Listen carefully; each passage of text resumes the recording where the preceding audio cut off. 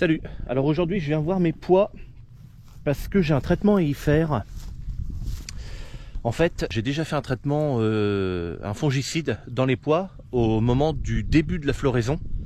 Et en fait ce traitement, j'en ai peut-être parlé dans une ancienne vidéo, j'avais dû expliquer que donc je devais faire ce traitement et je le coupais en deux. Le traitement, j'en faisais une partie en début de floraison et la deuxième partie de ce traitement en fin de floraison. Et bien là on y est arrivé. Et donc je viens voir les pois. En fait, si je suis venu voir, c'est pour savoir si on était arrivé au bon stade. Bon, en restant au bord du champ, c'est pas très explicite, mais on voit quand même qu'il y a pas mal de gousses un peu partout. On les voit surtout quand on regarde à l'intérieur comme ça. Alors c'est pas mal du tout. Là, tu vois, il y a un ou deux ronds là. Alors je pense que c'est des cochons qui sont venus fouiner dedans, qu'on fait des ronds comme ça là. Des ronds comme ça là, qui font parfois 1 mètre, des fois 2, des fois 3 mètres de diamètre. Il y en a un peu partout dans le champ. Il n'y en a pas spécialement beaucoup, mais il y en a un par-ci par-là. Et c'est pas cantonné à une zone. Quand je dis qu'il y en a partout dans le champ, en fait, ça veut dire que c'est pas cantonné juste à une zone.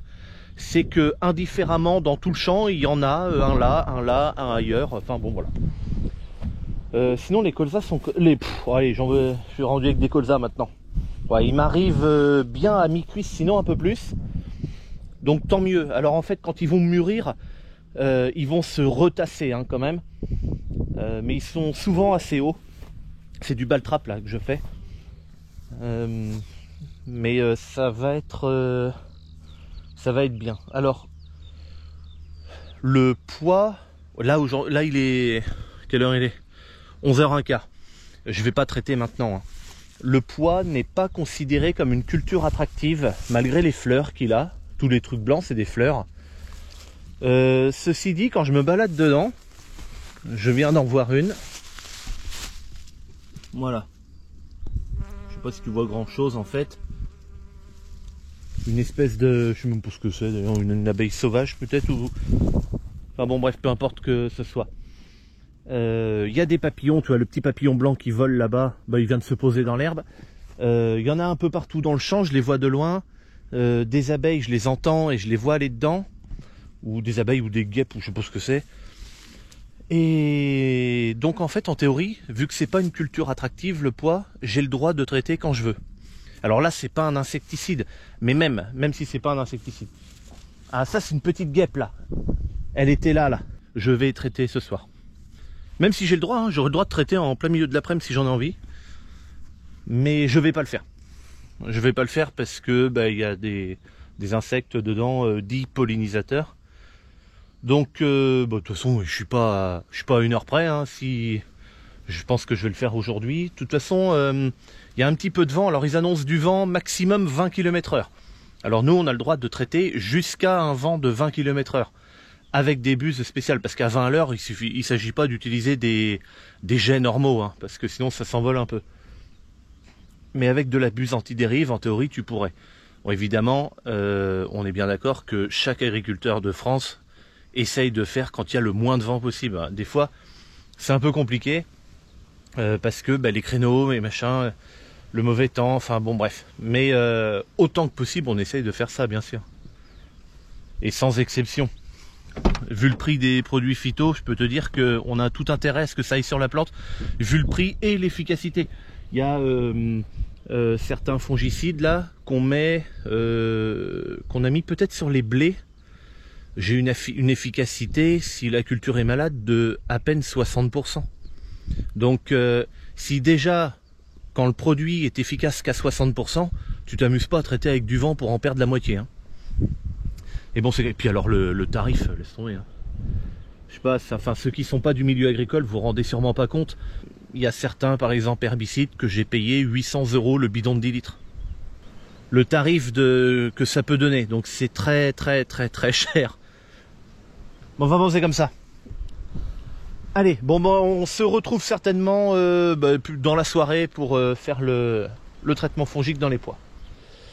Vite fait, une petite avancée sur le bâtiment. Donc tous les dés en béton ont été mis. Alors celui-ci a une particularité, c'est d'avoir un fil de cuivre. Je pense que c'est pour relier le bâtiment au sol, pour, je sais pas moi, l'électricité statique ou ce que tu veux. Donc voilà, les trous sont assez gros. Pour preuve celui-ci. En fait, tous ceux-là c'est tous la même chose, hein. Ils sont tous aussi gros. Le diamètre des trous, c'est 2,50 m par 2,50 m et au moins 1,50 m de profondeur. Il était vraiment profond, hein. J'aurais pas voulu tomber dedans. Tout ceux-là au milieu là. Ceux là-bas, c'est les poteaux. Alors, ils sont un peu moins gros. Au lieu de 2,50 m par 2,50 m, enfin les trous, ils font, je sais plus si c'est 1,80 m par 1,80 m peut-être, ou un truc comme ça, ou 2 mètres par 2 mètres, peut-être, je m'en rappelle plus. Mais ils sont assez profonds aussi, qu'en fait, en dessous il y a 50 ou 60 cm de béton, ensuite il y a un grillage, et puis c'est tout un système particulier, le dé là, parce qu'on le voit comme ça, mais dessous il y a des trucs aussi qui s'enfoncent dans le sol. Donc voilà, ça a tout été réglé comme il faut, hein, pour que le bâtiment s'enquille dessus sur les deux tiges filetées là, et puis que ils mettent le poteau, puis qu'il n'y ait plus que les boulons à mettre. J'ai failli me casser la figure. Donc avec la pelleteuse, les toupis de béton et les machins, avec le tractopelle, tu vois, on aura quelques merde, faudra régaliser un petit peu 2-3 zones là quand les camions ont tourné, ou quand la pelleteuse elle tournait sur place, tu sais, elle arrachait un peu de cailloux. Donc avec le tracto, on aura un petit peu de régaliser, enfin il faudra régaliser un tout petit peu. Tu vois là par exemple la pelleteuse elle a arraché là en partant de là. Donc tout ce qu'on a à faire maintenant, on peut le faire à partir de la semaine prochaine, hein. C'est qu'on va pouvoir en fait tout le long de la haie là, c'est le cordon de terre qui a été dérasé d'ici, et la terre qui est là-bas qui paraît toute marron parce que en fait ici il y a de l'herbe qui a repoussé dessus, c'est pour ça qu'on la voit pas, hein. Là-bas marron, c'est de la terre mélangée à du caillou. Quand ils ont creusé là, ils ont pris les cailloux et la terre en même temps. C'est pas fait pour faire la même chose, ces deux terres là, c'est pour ça que j'en ai fait un cordon là-bas et l'autre cordon que de la terre végétale ici, le long de la route. Donc on va pouvoir reprendre de la terre et puis recombler le reste du trou en fait là, que ça va pas rester en trou comme ça bien évidemment.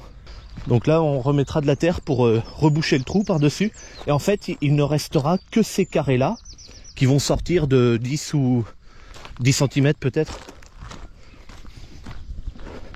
Également là un fil de terre. Ici il y a une petite plateforme en béton qui a été faite. C'est parce que c'est là que va venir, et puis là-bas aussi, c'est là pour va venir, je sais plus quoi, c'est pour le bardage du bâtiment. Avec papa, on a repris de la terre. Normalement, t'as les cailloux et ça arrive, et la terre en fait, elle arrivait jusque là, à quelque chose près. Et puis ensuite là, ça redescendait de niveau. Regarde, tu vois, on le voit ici là. Tu vois là, ça descend, et ça c'est le niveau du champ comme il était avant. Donc nous, ce qu'on a fait, c'est qu'on a pris de la terre avec les cailloux là, pour rallonger cette plateforme de terre jusque là-bas et faire une sorte de pente là comme ça. Pourquoi on a fait ça? Eh bien écoute, c'est tout con, c'est parce que il y a la barrière là-bas pour rentrer dans la cour. De par là, moi, avec la moissonneuse et la coupe attelée devant, je peux aller dans des champs et j'ai plusieurs dizaines d'hectares de disponibles par là, sans dételer la coupe. Entre les deux, il y a un fossé, on va mettre une buse ou deux pour faire un passage entre les deux bien entendu. Et en fait le truc c'est que quand on arrivait là, donc le bâtiment est ici, donc en fait avec un tracteur, une benne ou n'importe quel outil, on devait arriver là et donc tourner comme ça. Sauf que là, comme il y avait cette espèce de bosse de terre, on s'est dit mais attends, quand on va tourner, ça sera tout le temps penché comme ça va pas aller. Donc on a refait un truc comme ça en terre. Alors, tu vois, il y a encore quelques trous, quelques imperfections, mais c'est normal, il faudra qu'on l'utilise un peu, qu'on roule dessus, et après on recomblera. Et donc là en fait on va monter là, avant le début du bâtiment, et ensuite on tournera ici à plat. Donc voilà, sur l'ensemble il y a 21 poteaux, avec des travées de 8,30 m. Alors 8,33 m exactement. Et le bâtiment fera 23 mètres de profondeur et c'est plus de 50 mètres de long. Enfin il dit ça fait 1400 mètres carrés quoi. 1400 mètres carrés juste de bâtiment, et puis moi j'ai terrassé sûrement le double. J'avais fait voir ça là l'autre jour sur sur Facebook et Instagram. En fait ici là c'était une pente très c'était quasiment à l'angle droit. Donc là avec papa ce qu'on a fait c'est qu'on a cassé l'angle droit pour faire comme une pente. Donc l'herbe va repousser dessus hein. Et ça permettra de passer de cette cour là à cette cour en herbe là sans avoir à passer par la route. Et donc cette plateforme en béton là, elle est restée là pour l'instant. En fait elle se mettra je crois que quand le bâtiment sera construit. Elle ira à l'autre bout là-bas et c'est pour poser dessus l'armoire électrique du bâtiment. Bon voilà, c'était le petit point bâtiment. Bon, finalement j'ai changé d'avis, là on est le lendemain matin. En fait le soir je pouvais pas, il y avait quand même du vent même en soirée. Bon là il est 6 h quelque chose, il n'y a pas de vent. Et donc j'utilise ces produits là. Azoxystar qui est un fongicide, je l'utilise à 0,5 litres à l'hectare. Senorg la même chose, 0,5 litres à l'hectare, c'est un fongicide également.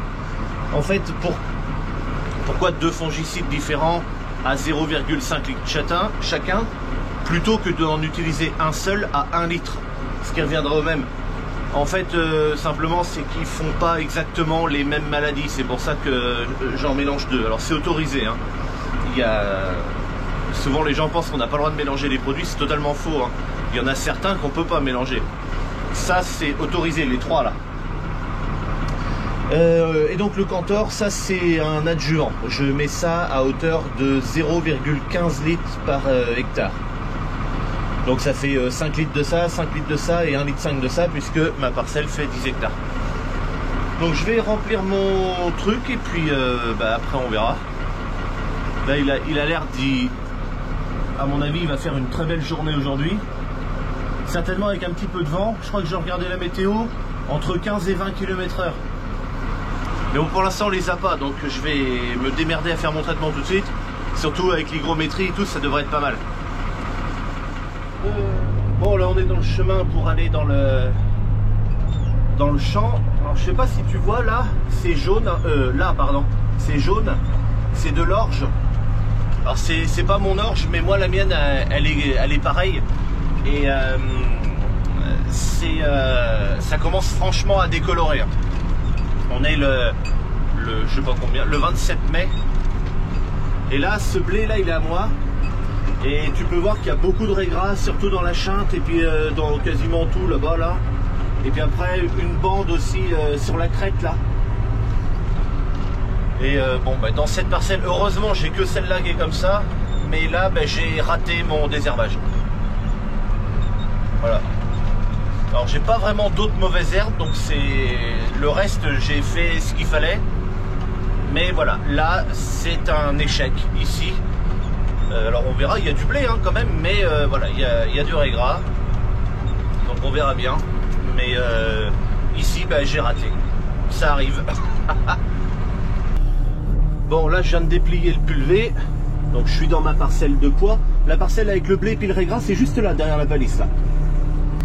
Ok, donc j'ai regardé l'application Aigo et tu vois qui m'annonce un vent de 13 km/h à peu près, 86% d'hygrométrie pour 13 degrés.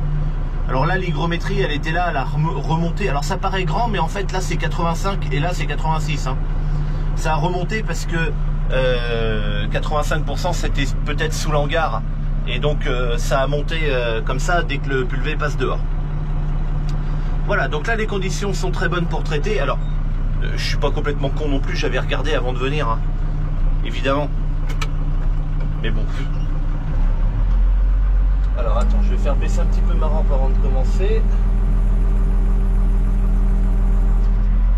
Ok, de toute façon, ouais, là ça pourrait commencer à pulvériser. D'ailleurs, je ferme mes fenêtres. Par contre là, ma rampe est dans le chemin. Mais ça fait rien parce que regarde, sur mon truc automatique. Tu vois, il n'y a que la partie droite qui va s'allumer puisque la partie gauche est dans le chemin. Donc ça, c'est de toute façon pris en compte.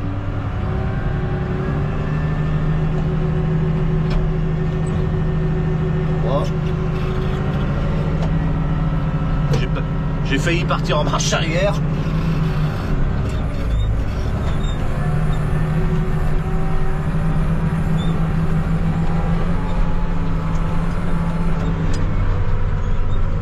Allez, ça fonctionne bien.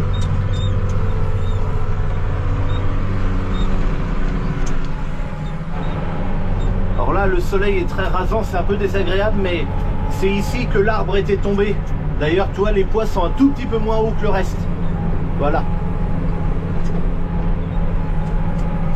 Bon, pour le reste, ça va franchement quand même. Hein.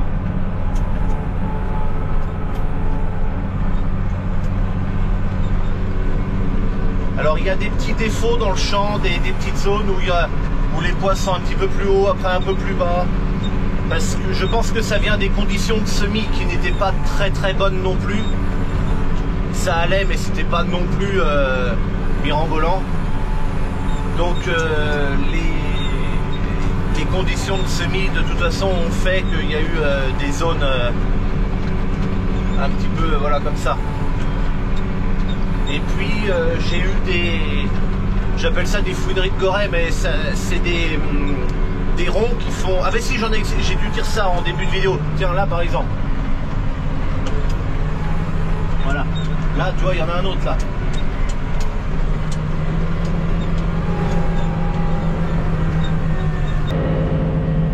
Ici, là, par exemple, j'en ai 2 ou 3 dans le champ. C'est un passage de bestioles. Alors, ça peut être un cerf, ça peut être peut-être un sanglier, pourquoi pas, j'en sais rien.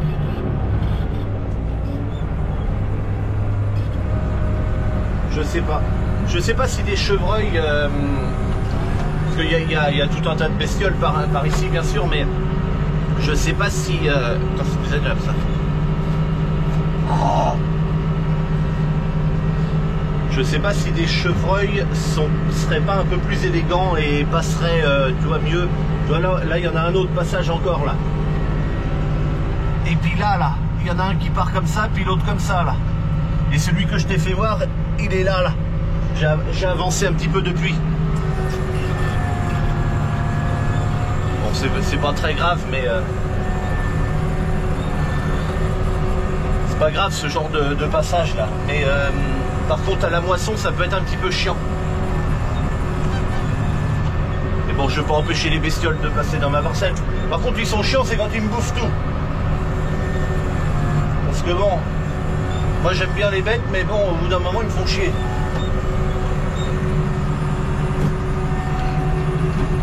Allez, c'est reparti.